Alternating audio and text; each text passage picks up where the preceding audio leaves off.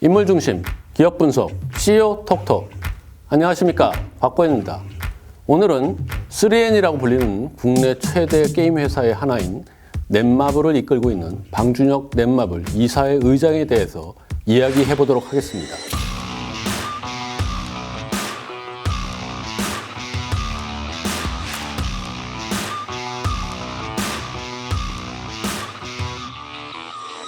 지난해 10월 코웨이 인수전에 넷마블이 깜짝 등장하면서 관심을 이끌었습니다. 게임 회사하고 별로 관련성이 없는 그 생활가전 렌탈 회사에 왜 뛰어들었는지, 방준혁 의장의 결단이 과연 무엇이었는지 굉장히 궁금했는데요. 코웨이 인수의 그 의도가 무엇이었는지 그 속내를 하나씩 파헤쳐 보도록 하겠습니다. 비즈니스 포스트의 윤희정 기자가 자리를 함께 했습니다. 네, 안녕하세요. 비즈니스 포스트 윤희정 기자입니다. 넷마블은 그 NC소프트, 넥슨과 함께 그 우리나라 3대 게임 회사 이렇게 알려져 있습니다. 근데 그 게임 회사가 전혀 관계가 없는 그런 정수기 회사, 렌탈 회사인 코웨이를 인수를 했거든요. 아무리 생각해도 그냥 선뜻 이해는 안 가는데 방준혁 의장의 그 의도, 그 속내는 과연 무엇인가요? 아마 이 소식을 들었던 대부분의 사람들이 이상하다고 생각을 했을 겁니다.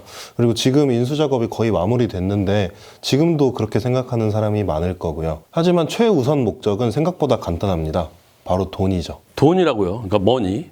물론 회사가 돈이 굉장히 중요하겠죠. 하지만 회사가 회사를 인수할 때는 그 시너지도 생각을 안 할 수 없거든요. 방준혁 의장이 본 그 시너지가 있다는 건데 그건 과연 뭐라고 저희들이 볼 수 있을까요? 사실 게임을 포함한 콘텐츠 사업이라는 것이 초기에 개발 비용이 굉장히 많이 들어갑니다.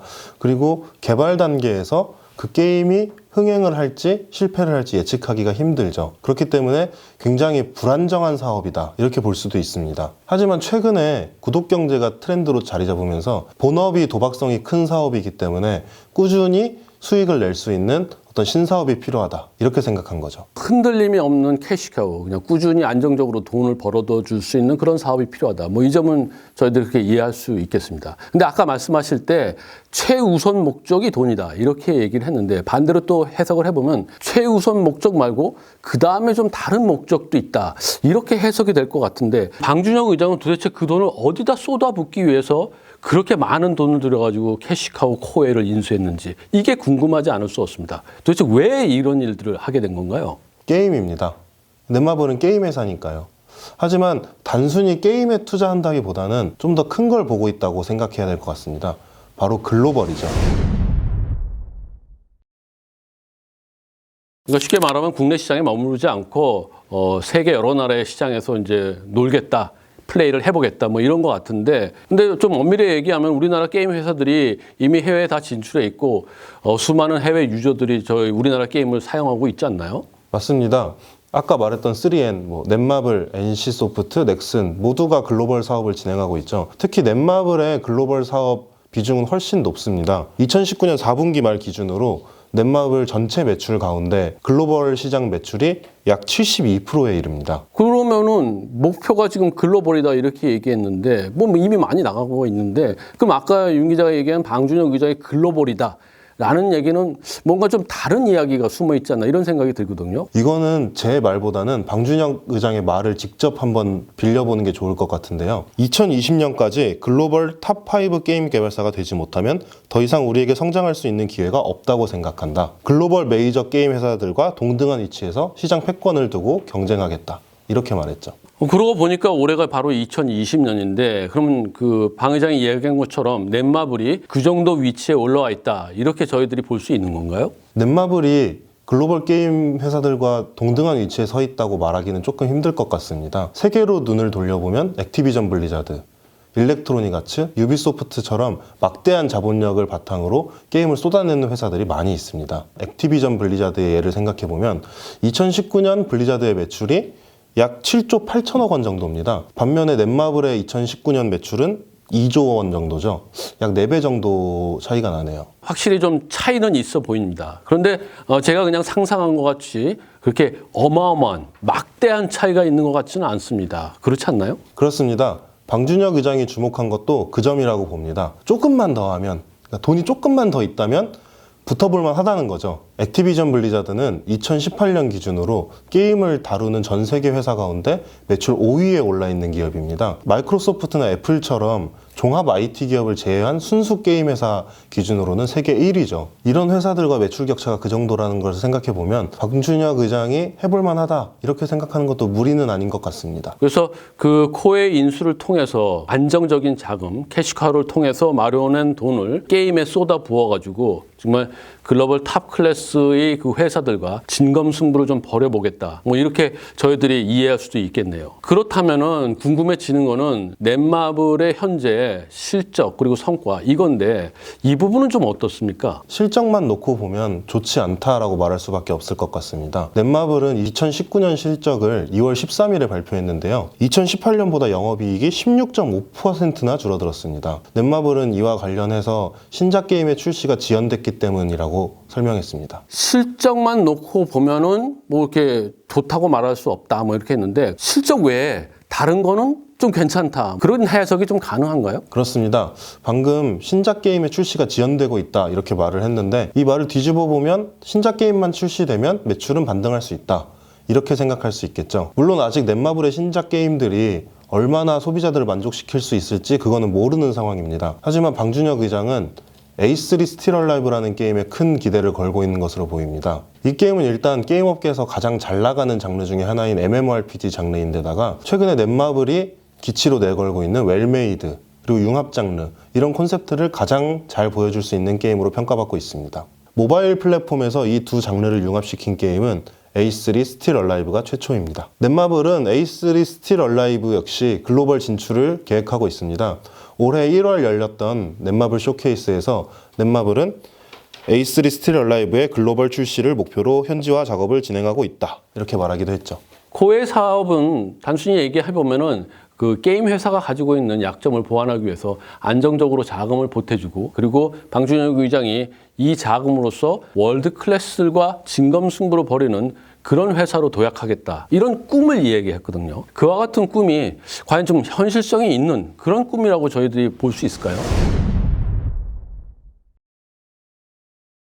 결론부터 말하자면 저는 어렵겠지만 가능하다 이렇게 봅니다. 내 사전에 불가능은 없다 뭐 이런 류의 막연한 이야기는 아니고요. 넷마블에는 그리고 방준혁 의장에게는 분명한 강점이 하나 있습니다. 바로 모바일이라는 플랫폼이죠. 그 모바일 플랫폼 그러면은 기존의 PC 기반의 게임하고 달리 스마트폰에서 즐길 수 있는 그 모바일 게임이 주력이다. 이렇게 저희들이 해석할 수 있는 거죠. 모바일 게임은 국내 게임 개발사들이 글로벌 대형 게임 개발사들과 비교해서 우위를 점할 수 있는 분야 가운데 하나입니다. 특히 넷마블은 이 가운데서도 모바일 게임 분야에 굉장한 강점을 가지고 있죠. 액티비전 블리자드를 다시 한번 예로 들어보면 이 회사에서 가장 유명한 게임이라고 볼 수 있는 스타크래프트나 와우, 오버워치 이런 게임들 대부분 PC 게임들입니다. 곧 출시될 것으로 예상되고 있는 디아블로 이모탈 모바일 게임 같은 경우도 블리자드에서 직접 개발한 게임이 아니라 중국 업체에 외주를 준 게임입니다. 하지만 국내 게임사들은 일찍부터 모바일 게임 시장에서 경쟁력을 키워왔습니다. 그 중에서도 특히 넷마블은 방준혁 의장의 결단으로 인해 모바일 게임 시장에서 굉장히 큰 경쟁력을 갖고 있는 회사입니다. 네, 그런 점은 굉장히 흥미롭네요. 근데 지금 말씀하신 방준혁 의장의 결단, 이 결단이라는 게 과연 무엇을 이야기하는 건가요? 소위 3N이라고 불리는 국내 대형 게임 개발사 가운데 모바일 전환이라는 것을 가장 먼저 선포한 게 넷마블입니다. 방준혁 의장은 건강상의 이유로 2006년에 잠시 경영에서 손을 뗐다가 2011년에 다시 돌아왔습니다. 이때 경영에서 다시 돌아올 때 넷마블의 상황이 굉장히 안 좋았습니다. 그래서 주위에서 방준혁 의장의 경영 복귀를 많이 말렸죠. 하지만 방준혁 의장은 경영 복귀를 강행했고 이때 방준혁 의장이 들고 온 해결책이 바로 모바일 게임 올인이었습니다. 당시 모바일 게임 시장은 스마트폰의 등장으로 굉장한 상승세에 있었습니다. 하지만 대부분의 국내 게임 개발사들은 PC 온라인 게임이라는 그런 달콤한 꿀을 놓지 못해서 완전한 모바일 전환을 조금 망설이고 있는 상태였죠. 그러나 방준혁 의장은 앞으로 게임 산업의 미래가 모바일에 있다. 이걸 일찍부터 캐치하고 거의 PC 온라인 게임은 버리다시피 할 정도로 모바일 게임에 올인하기 시작했습니다. 그래서 좀 어떻게 됐나요? 넷마블이 정말 말대로 다시 살아나는 그런 모습을 보였나요? 마구마구 2013이나 모두의 마블 이런 모바일 게임들이 대히트를 치면서 넷마블이 다시 살아나기 시작했죠. 그리고 그 이후로 넷마블은 3N 가운데 명실상부한 모바일 게임 최강자 이렇게 인식되기 시작했습니다. 물론 경쟁사 NC소프트가 리니지 M이나 리니지 2M으로 대박을 치면서 조금 역전되긴 했습니다만 여전히 넷마블이 모바일 게임에서 굉장히 경쟁력이 있다는 것은 변함이 없습니다. 그런데 좀 엄밀히 얘기하면 그거 하나만 가지고 우리가 성공 가능성을 점칠 수 있는 거기엔 좀 부족하지 않나 이런 생각이 듭니다. 지금 그 글로벌 대형 게임 회사들이 아직까지는 모바일 시장에 그렇게 집중적으로 주목하고 있는 건 아니다. 이런 분석들이 좀 나오고 있거든요. 틀린 말씀은 아닙니다. 물론 글로벌 대형 게임 회사들이 막대한 자본력을 이용해서 고퀄리티의 모바일 게임들을 쏟아낼 가능성도 분명히 있습니다. 하지만 방준혁 의장은 지금까지 몇 번이나 틀을 깨는 결단 이런 걸로 위기를 돌파해 왔습니다. 이번에도 그런 거를 조금 기대해 볼 수 있지 않을까요? 지금 그 방준혁 의장이 그 게임 시장의 판을 흔들어 놓았다. 뭐 이렇게 얘기했는데 구체적으로 좀 어떤 걸 의미하는 건가요? 아마 게임을 좋아하시는 분들이라면 대부분 들어보셨을 용어일 텐데요. 프리투플레이, 줄여서 F2P라고도 하죠. 게임을 플레이하는 것 자체는 무료지만 그 게임을 원활하게 진행하기 위해서 구입하는 여러 가지 아이템들 이런 것들을 현금으로 살 수 있게 해놓은 과금 구조입니다. 지금은 대부분의 모바일과 PC 온라인 게임들의 보편화된 과금 모델로 진짜 정말 돈을 많이 벌 수 있는 과금 모델이기 때문에 게임 회사들에게는 거의 황금의 손 이렇게 표현해도 부족함이 없는 그런 모델입니다. 사실 인터넷에 검색해보면 최초의 전면 부분 유료화 게임은 크레이지 아케이드, 넷마블은 반대로 이제 캐치마인드가 최초의 부분 유료화 게임이다 이렇게 주장하고 있는데요. 사실 이 두 게임의 출시 시기가 한 달 정도밖에 차이가 나지 않습니다. 그렇기 때문에 어느 곳에서 먼저 최초로 했다 이렇게 결론 내기는 조금 어려운 상황이죠.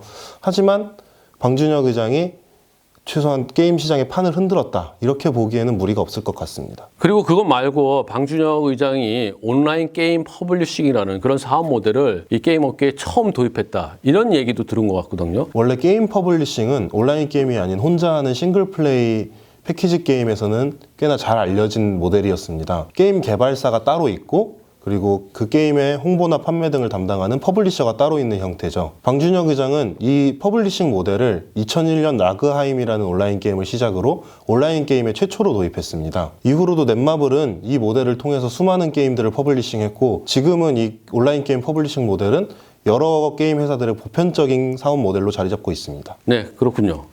결국 그 게임 강국이라는 대한민국에서 3대 게임 회사에 넷마블의 이름을 올려놓을 수 있었던 것은 방준혁 의장의 결단력, 과감함, 그리고 틀을 깨는 그러한 사고방식 뭐 이런 것들이 굉장히 큰 힘이 됐었던 것 같습니다. 사실 요즘 그 게임 또 우리 컨텐츠 사업들은 글로벌을 생각하지 않을 수 없습니다. 오히려 그 국내 시장만 바라보고 글로벌을 생각하지 않는 게 좀 이상할 것 같은 이런 생각까지 듭니다. 글로벌 탑 플레이어가 되겠다는 그런 방준혁 의장의 그 목표가 허황된 것인지 아니면 곧 실현이 가능한 것인지는 저희들이 바로 단정할 수는 없겠습니다. 하지만 적어도 가능성은 있겠다. 이런 판단은 할 수 있을 것 같습니다. 네, 방준혁 의장이 지금까지 보여온 그 결단력과 과감함으로 넷마블을 글로벌 탑 클래스 회사들과 경쟁할 수 있는 그런 레벨까지 올려놓을 수 있을지 저희들이 지켜보도록 하겠습니다. 오늘 CEO 톡톡 이야기 이것으로 마무리하겠습니다.